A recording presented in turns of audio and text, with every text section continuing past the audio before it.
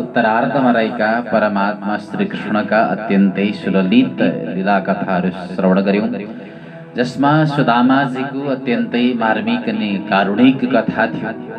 भगवान श्री कृष्णको बाल्यकालको एउटा अभिन्न सखा मित्र सुदामाको जीवनको बडो मार्मिक कथा हामीले सुन्यौं।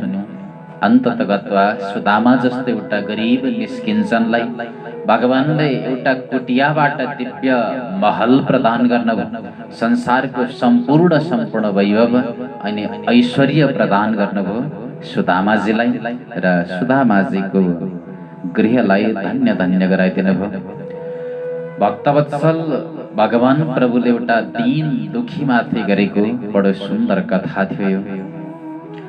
पुनः कृष्णका अनेक लीला पावन कथाहरू यहाँ चर्चा परिचर्चा गरिएका छन्। यसै क्रममा परीक्षितले श्रवण सोध्नु भएछ सुखदेव महामुनिलाई।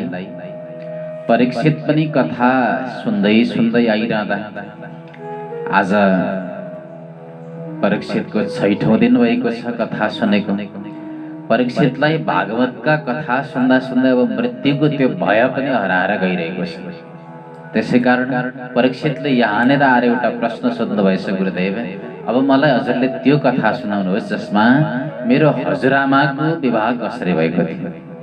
मेरो हजुरबा हजुरआमाको विवाह प्रसङ्ग।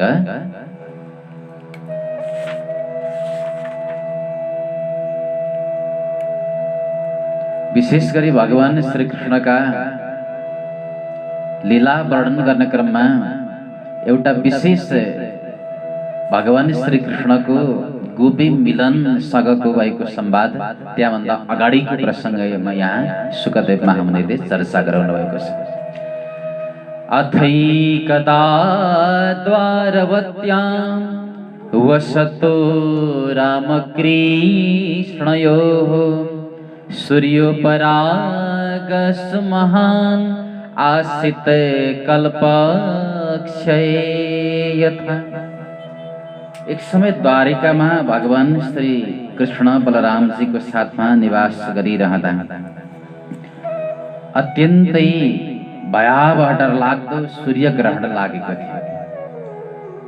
जुन सूर्यग्रहणको समयमा लाग्थ्यो सारा संसारको अब प्रलयको समय आयो।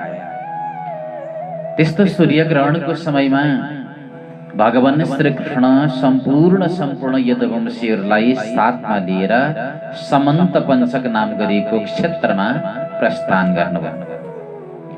भगवानले अनिरुद्धलाई द्वारिकाको रक्षाको जिम्मेवारी सुम्पिनुभयो र समस्त वृष्णिवंशीहरू, यदुवंशीहरू, अक्रूर आदि, आहुक आदि जति पनि थिए आफ्ना पुत्रहरू पौत्रहरू, गद, प्रद्युम्न, साम्ब सबैलाई लिएर जानुभयो भगवान समन्त पञ्चक क्षेत्रमा।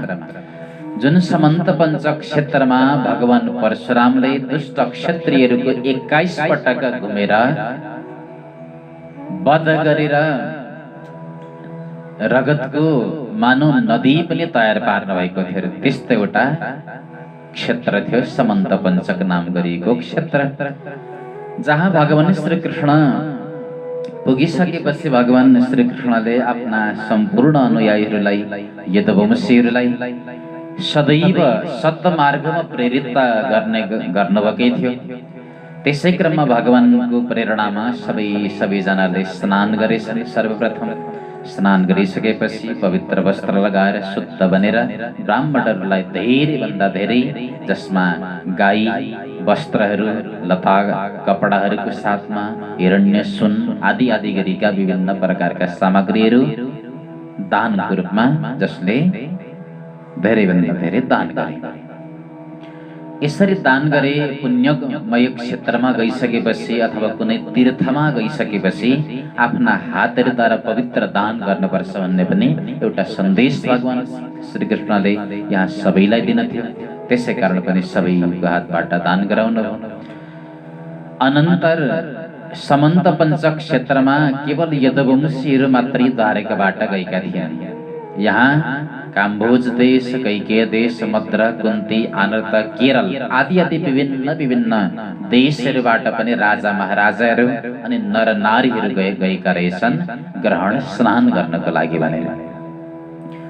सबैजना गएका थिए, पाण्डवहरू पनि गएका रहेछन् हस्तिनापुरबाट। दुर्योधनको साथमा पाण्डवहरू पनि थिए भने ब्रजबाट माता यशोदा र नन्द बाबाको साथमा तमाम गोपीहरू पनि गएका रहेछन् समन्त पञ्चक क्षेत्रमा। भगवान गोपीहरूबाट छुटेको आज 100 वर्ष भएको थियो। भगवान 111 वर्षको हुनुहुन्छ आज। यस अवस्थामा नन्द बाबा अनि माता यशोदाले सुन्नुभएछ हाम्रो कन्हैया पनि आएको छ अरे। यो सुन्ने बित्तिकै यशोदा माता त यति आह्लादित यति खुसी हुनुभयो, सबैतिर कराउँदै कराउँदै खोज्न जानुभएछ मेरो कन्हैया कहाँ छ, मेरो कन्हैया खोज्दै खोज्दै आखिर जब कन्हैयालाई भेट्नुभयो यशोदा माताले प्रगाढ भावमा आलिङ्गन गर्नुभएछ, काखमा बसाउनुभयो। जसरी दुलार गर्नुहुन्थ्यो त्यो बाल्यावस्थामा त्यसरी नै आज दुलार गर्नुभयो स्वयं माता यशोदाले। कृष्ण प्रेममा माता यशोदाको पनि छाती पक्लिएको थियो अरे आज। र कन्हैयाको जस्तो स्वरूप थियो आजभन्दा 100 वर्ष अगाडि, आज पनि त्यस्तै अवस्थामा कन्हैयालाई पाउनुभयो। अनेक प्रकारका वात्सल्य रसहरू आपसमा दुवैजनाले यहाँ साटासाट गर्नुभयो। नन्द बाबासँग पनि कृष्ण मिल्नुभयो र नन्द बाबासँग पनि विभिन्न विभिन्न प्रकारका बलाकुसारीहरू भई अन्ततगतवा भगवान श्री कृष्ण आफ्ना जो आत्मा समान मानिने अत्यन्तै प्रिय गोपीहरू थिए गोपीहरूसँग पनि गएर मिल्नुभयो। एकान्तमा जब गोपीहरूसँग मिल्नुभयो, गोपीहरूले आज लामो समय पछाडि कृष्ण वियोगमा जो सन्तप्त भएका थिए, जलेका थिए वर्षौंदेखि, 100 वर्ष भएको थियो बिछोड भएको, 100 वर्ष पछाडि आज एकैपटक कन्हैयालाई पाउँदाखेरि गोपीहरूको पनि मानु गइसकेको प्राण आज पुनः फर्केर आएको एउटा अनुभूति गोपीहरूले गरेका थिए। अनेक प्रकारका भगवानले भलाकुसारीहरू गर्नुभयो, धेरै समयदेखि मनमा रहेका ती भावहरू पोख्नुभयो। गोपीहरूले पनि आफ्ना सारा समस्त गुनासाहरू पोखे कृष्णलाई, आफ्ना सम्पूर्ण ती मनका सन्तापहरू पोखे, वेदनाहरू पस्के र सम्पूर्ण लामो समयदेखि रहेको त्यो वेदनालाई आज गोपीहरूले शान्त गरे। हे कन्हैया, हे कृष्ण, हजुरको चरणारविन्दमा हाम्रो भक्ति यसरी नै बढेर जाओस् प्रभु, हामीलाई आशीर्वाद दिनुहोस्। यसरी भगवानले गोपीहरूसँग मधुर मधुर बाणीहरूको साथमा अनेक बातचित गर्नुभयो। तदुपरान्त गोपीहरूको प्रेम देख्नुभएछ यहाँ द्रौपदीले गोपीहरूको प्रेम पनि देख्नुभयो। साथमा भगवानका 16,108 देवीहरू पनि यहाँ उपस्थित थिए। द्रौपदीले यो सबैको बीचमा भगवानका पत्नीहरू जो 16,108 थिए सबैजनालाई सम्बोधन गरेर सोध्न लाग्नुभयो। हे वैदर्भ्य च्युतो भद्रे, हे जाम्बवती कौसले, हे सत्यभामे कालिन्दी, सैबेरोहिणी लक्ष्मणे। सबैलाई सम्बोधन गर्नुभएछ। हे वैदर्भी रुक्मणी, हे भद्रा, हे जाम्बवती, हे कौशले, हे सत्यभामा कालिन्दी। एउटै प्रश्न गर्नुभयो सबैसँग। हे कृष्ण पत्न्य एतन्नो ब्रूतवो भगवान् स्वयं, उपैमि यथा लोकम् अनुकुर्वन् स्वमायया। हे देवी हो, तिमीहरू सबैबाट म एउटै अपेक्षा गर्छु, म एउटै प्रश्न तिमीहरूसँग गर्न चाहन्छु कि तिमीहरूसँग आखिरी कृष्णले विवाह कसरी गर्नुभयो। लोक मर्यादालाई भगवानले आत्मसात गर्दै गर्दै, लोक मर्यादाको पालन गर्दै गर्दै तिमीहरूसँग विवाह कसरी गर्नुभयो विवाहको प्रसङ्ग म सुन्न चाहन्छु। हे रुक्मिणी, हे जाम्बवती, हे कालिंदी, हे मित्रविन्दा, हे सत्या, हे 16,100 देवीहरू, म जान्न चाहन्छु तिमीहरूको वृत्तान्त। सबैजना देवीहरूले पालै पाला आफ्नो विवाहको प्रसङ्ग सुनाए देवी द्रौपदीलाई। देवी रुक्मिणीले भन्नुभयो, भगवान श्री कृष्णले शिशुपाल आदि गरीका राजाहरूलाई परास्त गरेर मैले जुन प्रेम पत्र पठाएकी थिएँ यसको आधारमा प्रभु आउनुभयो र मलाई रथारूढ गराएर जसरी स्यालको बीचबाट सिंहले आफ्नो भागलाई स्वीकार गर्ने गर्छ त्यसरी नै कृष्णले पनि मलाई बगाएर विवाह गर्नुभयो राक्षसी विधिद्वारा।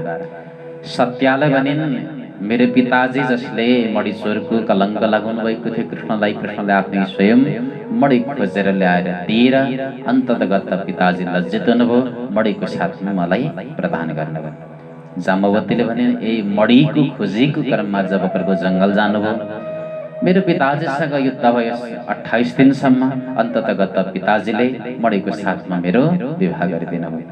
मित्रविन्दाले पनि भनिन्, स्वयंवरबाट प्रभुले स्वयं मलाई हरण गर्नुभयो, म पनि स्वयं प्रभुलाई चाहन्थेँ, त्यसै कारण प्रभुले मलाई सबैलाई परास्त गर्दै गर्दै विवाह गर्नुभएको।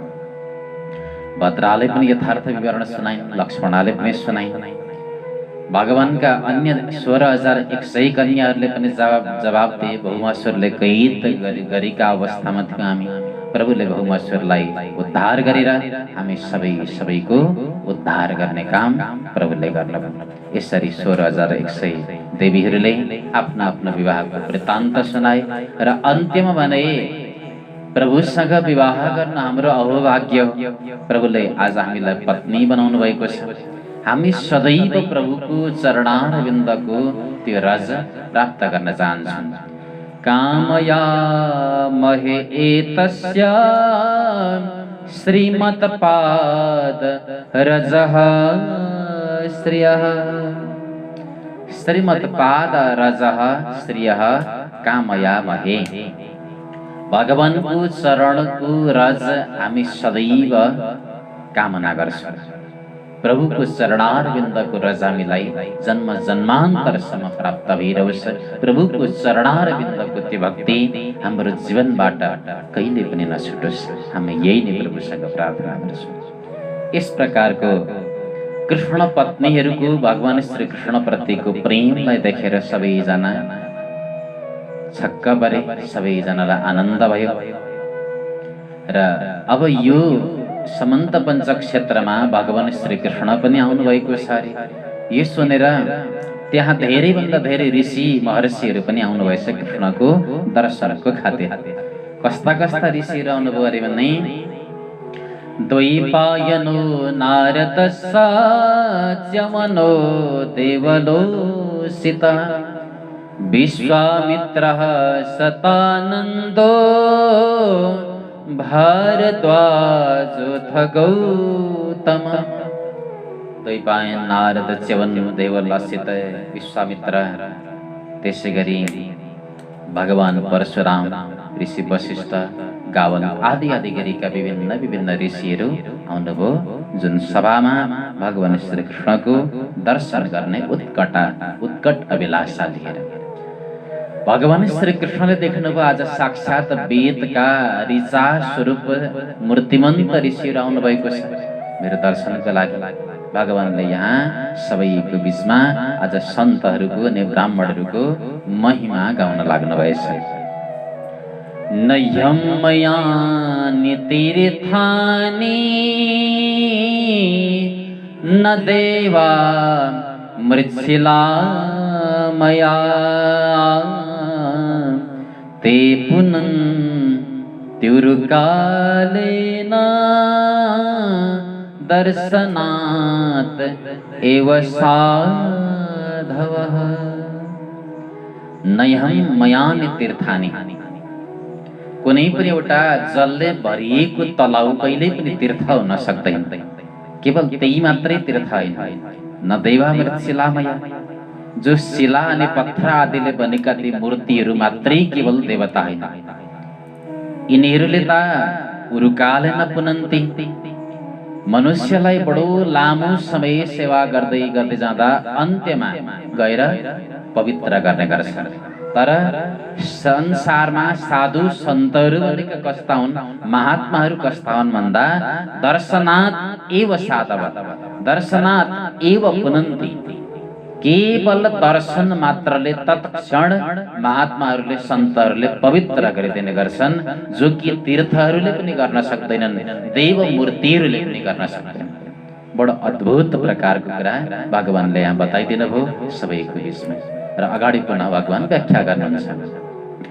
यशात्म बुद्धिः कुणपेतृ धातुके स्वधिकलत्रा दिशुभौम इज्यधि यतीर्थबुद्धिः सलिलेन करहि चेत् जने सभिकेषु स एव गोखरः। जसले केवल मूर्तिमा मात्रै भगवानको पूजा गरेर बस्छ, जसका लागि केवल परिवार छोराछोरी नै सबै थोक, जसका लागि केवल कुनै तीर्थ बुद्धिले केवल तीर्थको मात्रै जसले उपशीलन गर्छ, सेवा गर्छ भने मनुष्यहरूमा त्यो व्यक्ति के हो भन्दा गोखरा, गधा समान। केवल तीर्थमा मात्र जसले भगवानलाई खोज्छ, मूर्तिमा मात्रै भगवानलाई खोज्छ र केवल परिवार नै जसको लागि सबै थोक भने त्यस्तो व्यक्ति साक्षात गधा।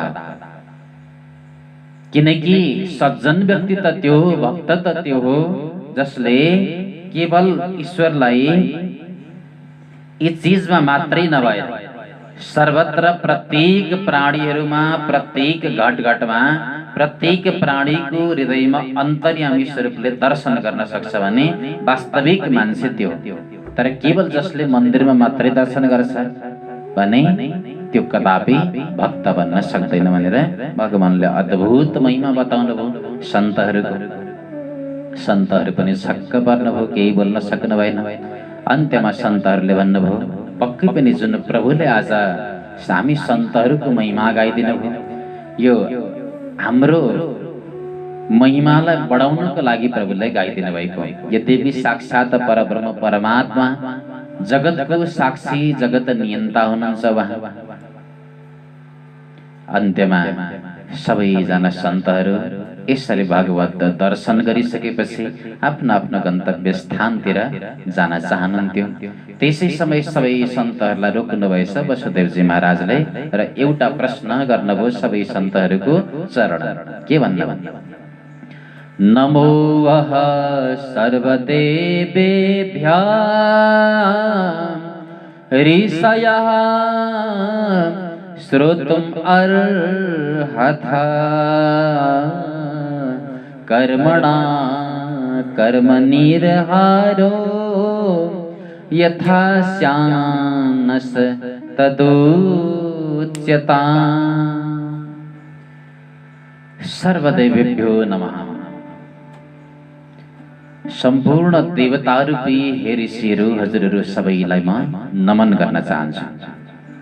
श्रोतुम् अर्हथा, म एउटा कुरा सुन्न चाहन्छु। हजुरहरूको चरणमा म एउटा प्रश्न बिसाउन चाहन्छु आज कि कर्मणा कर्म निराहारो यथा स्यात् नस्तत् उच्यता।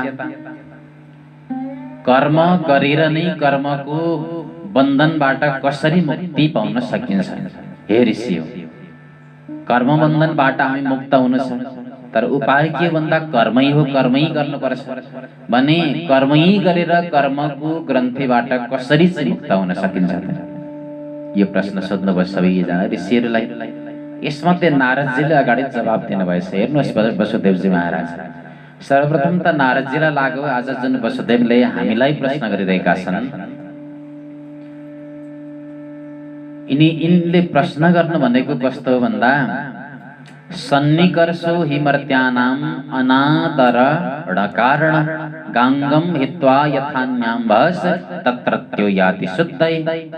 जसरी चाहिँ जति व्यक्ति वैभवशाली भए तापनि, विद्वान भए तापनि, महान बने तापनि यदि छेउमा बस्छ आफ्नो परिवारमा बस्छ अथवा आफ्नै गाउँमा बस्छ भने त्यो व्यक्ति जति नै विद्वान भए पनि त्यसको महिमा कहिले पनि बुझ्दैन र जति नजिक हुन्छ त्यही व्यक्ति टाढा बस्छ भने उसको महिमा बुझिन्छ तर नजिक हुँदा कहिले पनि उसको महत्त्व सम्मान गरिँदैन। जसरी गङ्गम भित्वा यथा न्याम्बस, गङ्गाको छेउमा बस्नेलाई जसरी गङ्गाको महत्त्व थाहा हुँदैन, गङ्गालाई छोडेर उनीहरू सयौं योजन टाढा गएर स्नान गरिरहेका हुन्छ अन्य कुनै तलाउ, तर गङ्गाको महत्त्व उनीहरूले बुझ्दैनन्, बुझे पनि उनीहरूलाई त्यो महत्त्व झल्किँदैन।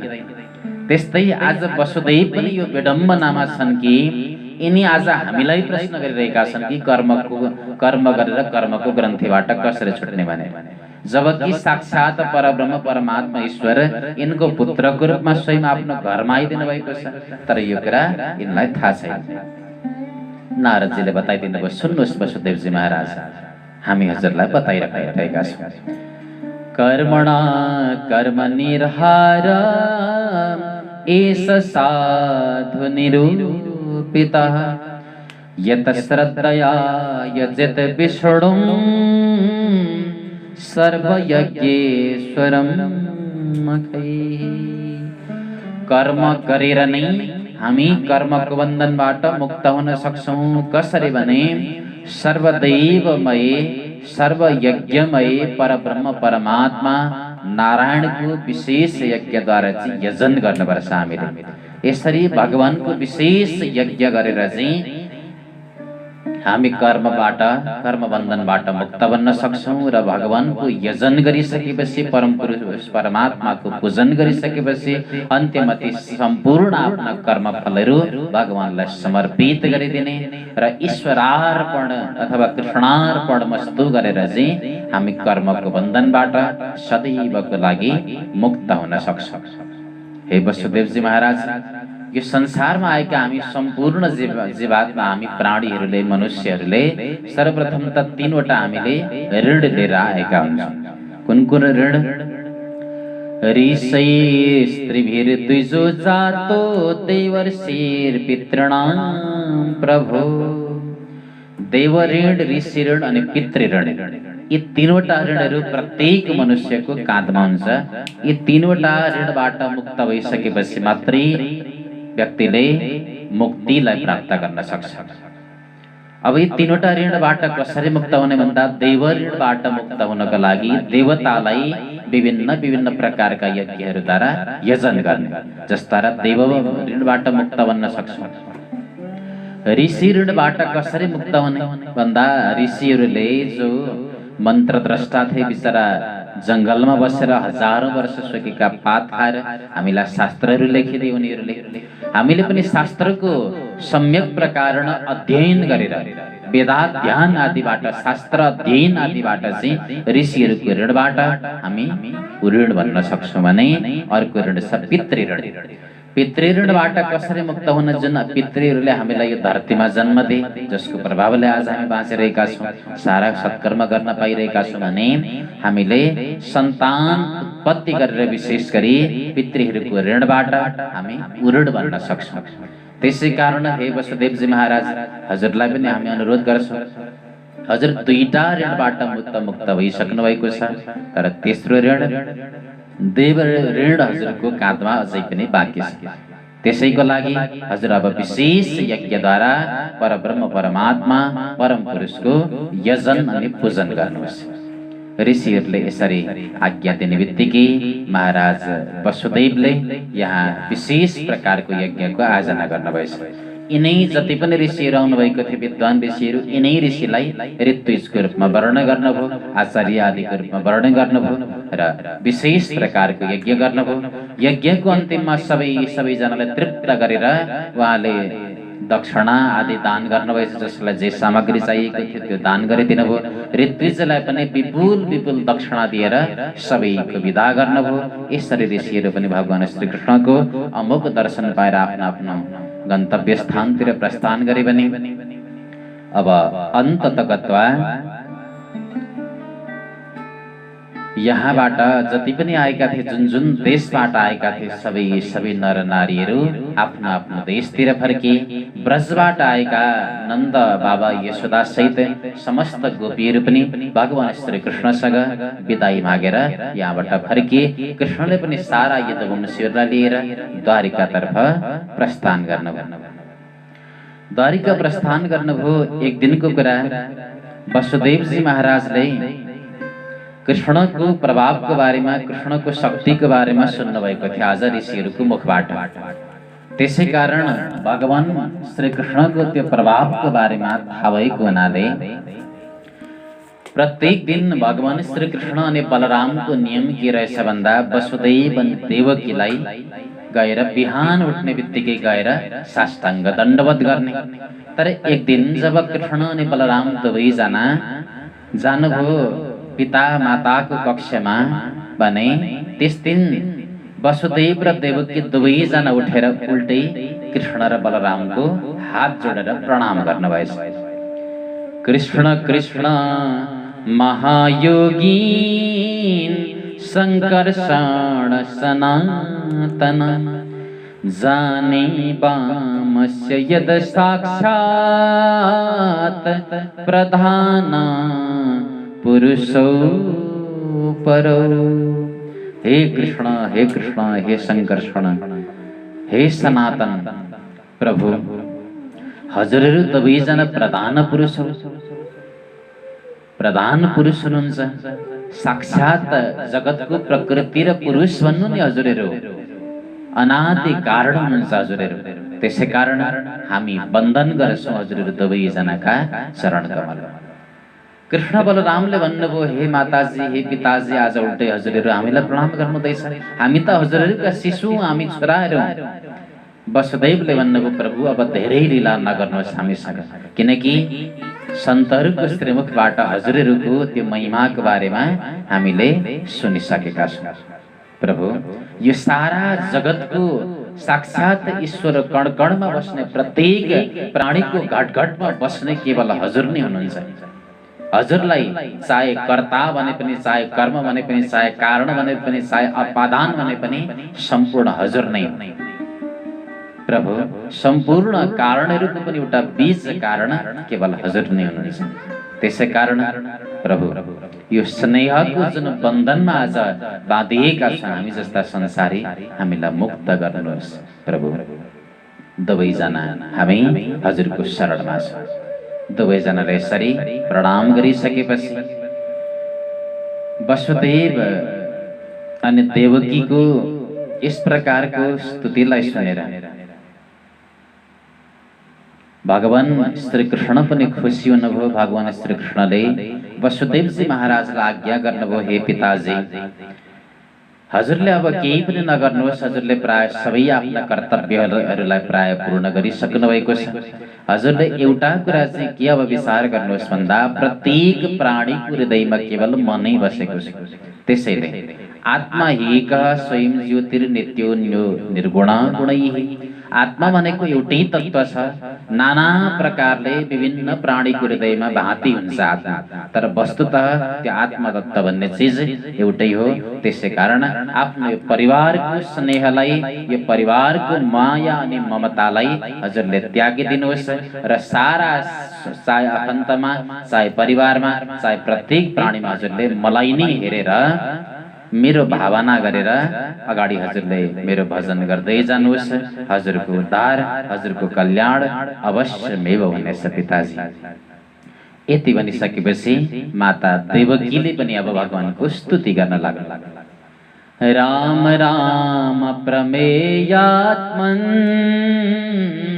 कृष्ण योगेश्वरेश्वर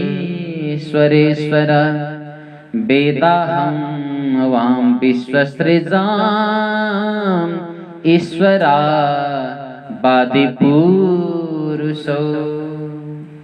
हे राम, हे अप्रमेयात्मन, हे कृष्ण, हे योगेश्वर, हजुरहरू दुवैजना विश्वको सृष्टिको एउटै मात्रै आधार हुनुहुन्छ।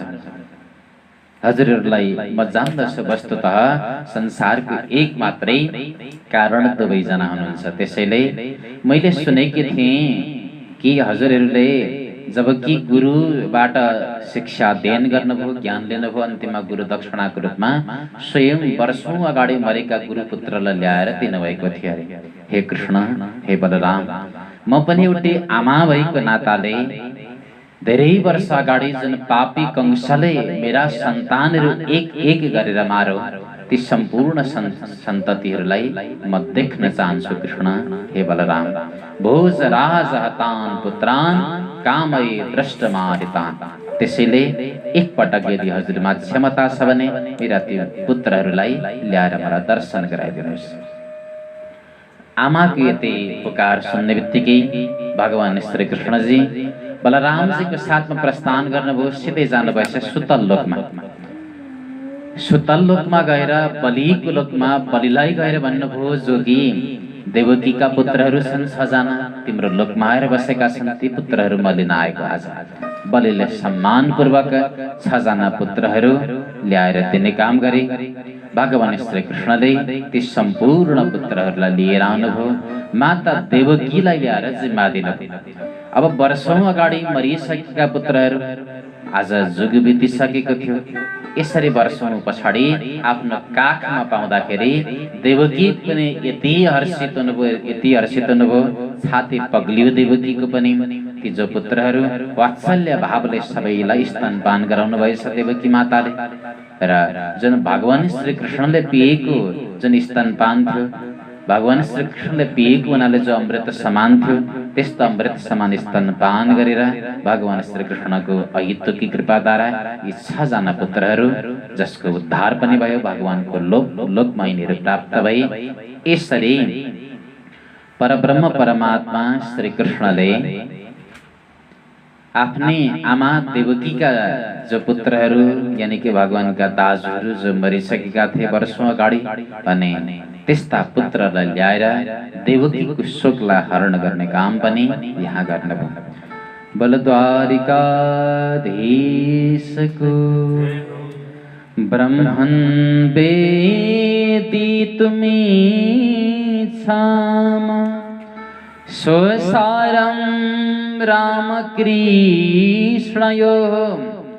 यथोपैमि विजयो या मामासी पितामही। परीक्षितले प्रश्न गर्नुभयो, गुरुदेव अब मलाई हजुरले त्यो कथा सुनाउनुहोस् कि मेरो हजुरबाको मेरी हजुरआमाको विवाह कस्तो भएको म सुन्न चाहन्छु। किनकि बडो विचित्र प्रकारले भएको थियो अरे विवाह, राक्षस विधिद्वारा भएको थियो अरे मेरो हजुरबाको पनि विवाह। त्यसैले हजुरबाट म अब यो विवाहको प्रसङ्ग सुन्न चाहन्छु। सुखदेव महामुनि अगाडि विवाहको वर्णन गर्नुहुन्छ, सुभद्राको हरणको यो कथा। अर्जुन तीर्थयात्रायां पर्यटन अवनिं प्रभु गता प्रभा समस्तृणो मातुलेयीं स आत्मनः। एक समयको कुरा हो, महाभारतको कथामा वर्णन छ विस्तारसँग।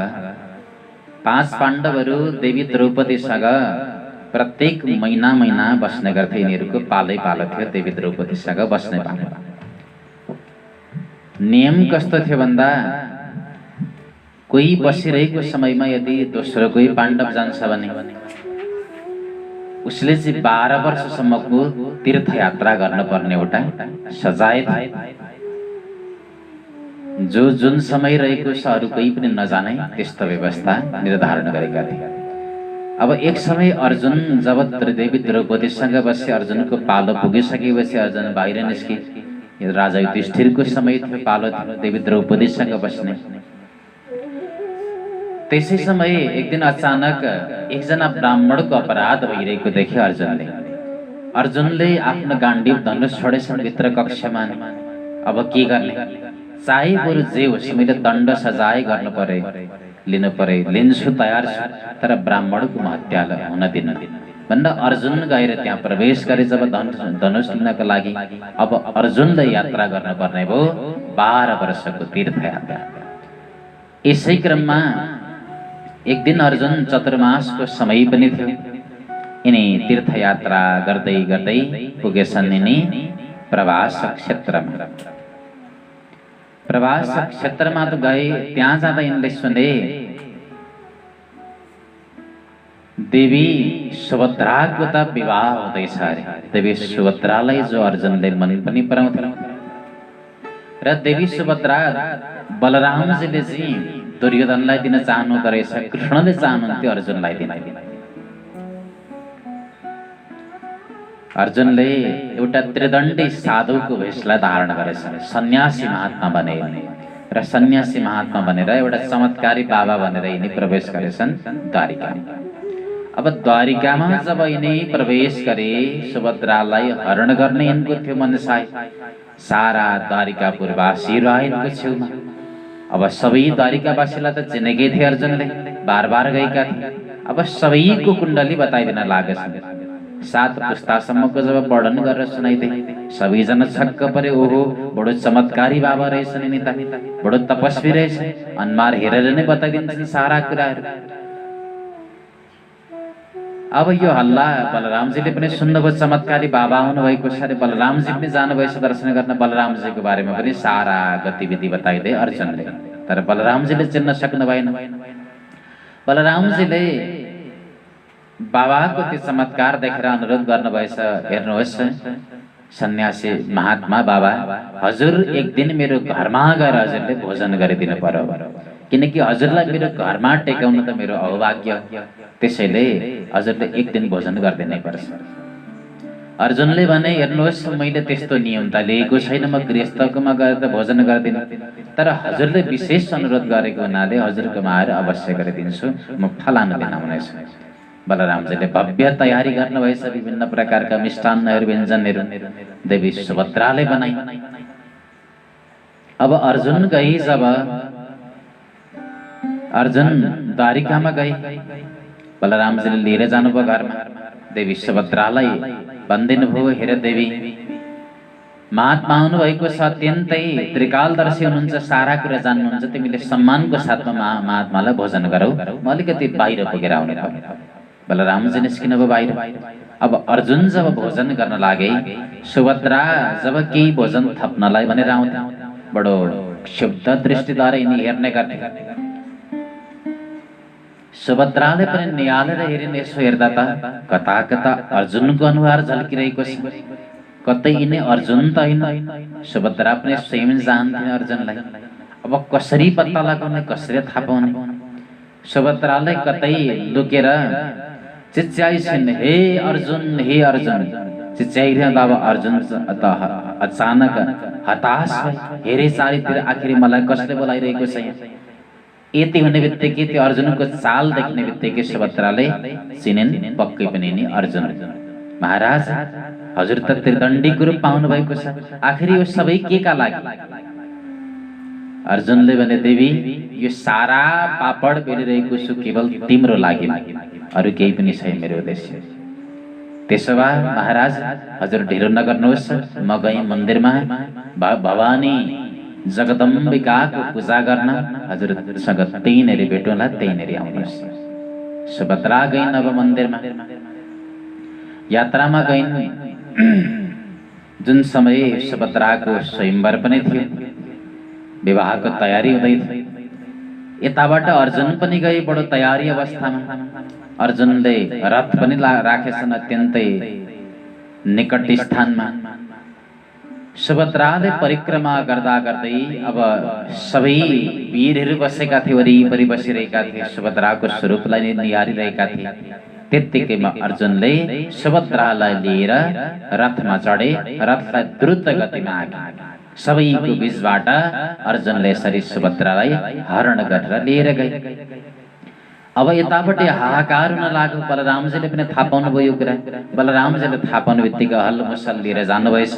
अब अर्जुनलाई म राख्नेवाला छैन। तर भगवान श्रीकृष्णलाई सारा यो नाटक थाहा थियो अर्जुनको। थाहा पाउँदा पाउँदै कृष्ण मौन हुनुहुन्थ्यो, किनकि स्वयं आफ्नै बहिनी अर्जुनलाई दिन चाहनुहुन्थ्यो भगवान कृष्णले। जब बलरामजी आक्रोशित भएको देख्नुभयो, भगवान कृष्णले सोच्नुभयो बलरामजी दाजुका हातबाट त अर्जुन बाँच्न सक्दैन, अब के गर्ने सम्झाउनु पर्यो। दाजु हजुरले के गर्न लाग्नु भएको?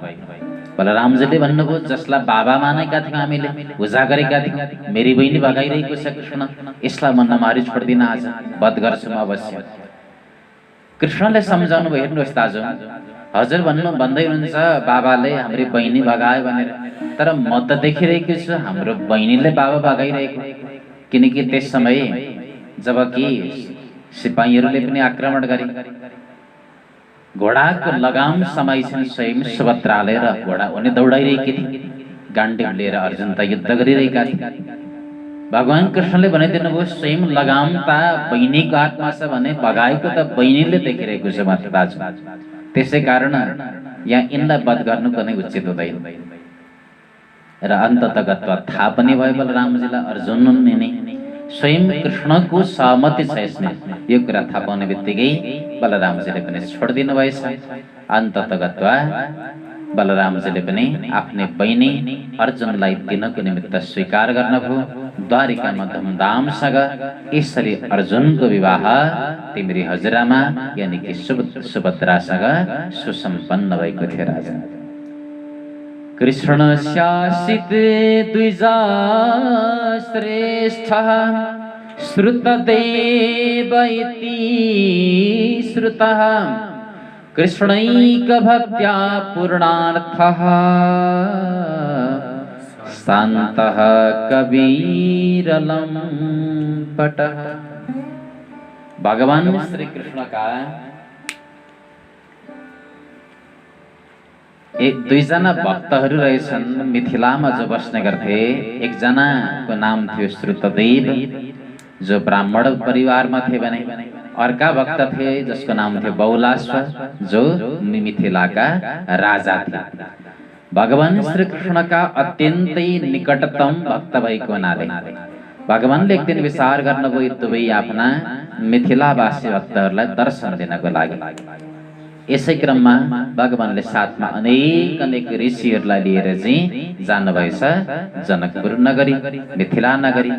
सुखदेव महामुनि भन्नुहुन्छ त्यस समय प्रभुको साथमा स्वयं म पनि थिएँ। साथमा नारद वामदेव, अत्रि, बृहस्पति, कण्व, मैत्रेय, च्यवन अनेक ऋषिहरू साथमा हुनुहुन्थ्यो। अब प्रभु जब मिथिलामा पुग्नुभयो, मिथिलामा पुगिसकेपछि दुवै भक्तहरूले भव्य स्वागत गरे प्रभुको, आफ्नो आफ्नो घरमा निमन्त्रणा गरे प्रभुलाई। यस समय भगवान अब धर्म सङ्कटमा पर्नुभयो। सबैभन्दा पहिला श्रुतदेव ब्राह्मणको घरमा जाने कि अथवा बहुलाश्व राजाको घरमा गएर दर्शन दिने, कसको स्वागतलाई चाहिँ पहिला स्वीकार गर्ने त। अब यदि ब्राह्मणको घरमा गएर श्रुतदेव ब्राह्मणलाई दर्शन दिउन त भन्दा राजालाई नरमाइलो लाग्ला। ब्राह्मण भएकोले प्रभुले पहिलो दर्शन ब्राह्मणलाई दिनुभयो, मलाई दिनु भएन। अब यतापट्टि राजाकोमा गएर दर्शन दिउन त भन्दा फेरि ब्राह्मणले सोच्लान् प्रभु त धनीको मात्रै भक्त, धनीको मात्रै भगवान हुनुहुँदो रहेछ, म त गरिब भएकोले मेरो घरमा आउनु भएन। त्यस समय भगवानले आफ्ना दुईवटा स्वरूप बनाउनु भएछ। सुखदेव महामुनि भन्नुहुन्छ हामीले पनि, हामी ऋषिहरूले पनि दुईवटा स्वरूपलाई निर्धारण गर्यौं, विभक्त गर्यौं र यसरी भगवानले स्वयं ऋषिहरूलाई लिएर जानुभयो र एकै पटक दुवै भक्तको घरमा दर्शन दिनुभयो। जब श्रुतदेव ब्राह्मणकोमा पुग्नुभयो, बिचारा एउटा कुटियामा बस्दै गरिब थिए, घरमा खाने कुरो केही पनि थिएन। भगवान जब ऋषिहरूको साथमा पुग्नुभयो भने पुग्ने बित्तिकै त यिनी नाच्न लागेछ। नत्वा मुनिन सुसंवृष्टो धन्वन् वासो नर्तः। आफ्नो कपडा हल्लाउँदै हल्लाउँदै यिनी त यति तन्मय भए भगवानको दिव्यमान दर्शनमा यिनी स्वयं नृत्य गर्न लागे। र उनले बिचरा घरमा जे जसो थियो जलद्वारा पत्रद्वारा भगवानको यथायोग्य सम्मान गरे भन्ने भगवानले त बहुलाश्व राजाकोमा पनि जानुभयो। राजाले दिव्य षोडशोपचारद्वारा अनि आफ्ना अनेक प्रकारका विभूति साथमा ऐश्वर्यद्वारा भगवान श्री कृष्णको समस्त ऋषिहरूको साथमा सेवा गरे। यसरी चाहिँ भगवानले एकै पटक आफ्ना दुईवटा भक्तहरूलाई दर्शन दिएर आफ्नो एउटा समदर्शिता, आफ्नो परम एउटा निष्कपटता चरितार्थ गर्ने काम गर्नुभयो। यो लीलामा बलभक्तवत्सल भगवानको